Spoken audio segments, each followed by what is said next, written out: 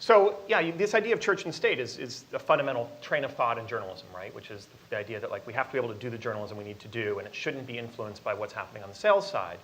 And what's great, another great thing about our CEO at Vox is that that's exactly what Vox is. So an example of this is that Comcast Ventures is one of our major venture investors. They put a ton of money into Vox Media.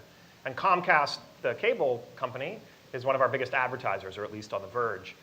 The Verge did a series of stories last summer about Comcast, which culminated in a story with the headline, "Is Comcast the worst company in America?" And like, guess what? That was totally fine. Like, that's the kind of work that we should be allowing, and like, we're never gonna like let the business decisions like overrule the editorial decisions there.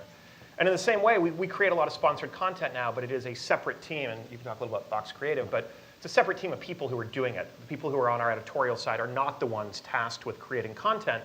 It blows my mind that companies like Condé Nast and places like that are now saying like, oh yeah, editorial people will create content for brands. Like, I don't think that's a good idea. I mean, I think in fact it's an absolutely terrible idea because that does erode that wall. Now that being said, what I would say has changed, I think, in the digital generation of media is that because there's that wall, and just because you're on the journalism side of it, because let's say you're on the journalism side of it, doesn't mean you have the right to be ignorant about how business works. In fact, like, you should, the editors-in-chief, the way our sites work at Vox is each of our sites has a really strong editor-in-chief who runs it. So I mentioned Nilay Patel, he's the editor-in-chief of The Verge.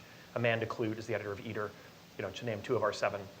Both Nilay and Amanda have to manage their teams as a business. And like, that's not the same thing as influencing what you write, but it does mean being aware of like what things cost, what the marketplace is going to value you at in terms of like what kind of salaries you're expected to pay.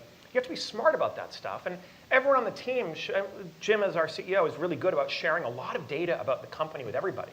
So it's like, hey, look at here are the numbers we did in sales last quarter. Not to scare you, not because you necessarily need to know, but because like, hey, you're part of this company, and it's interesting to know. It's interesting to know how we make money. And I think that's a change that is a fundamentally good change. And I would say that just because you're a journalist or just because you're on that side of the equation, like the era of being able to just be ignorant about business, like that's not my thing, I don't need to know about business, like that era is over.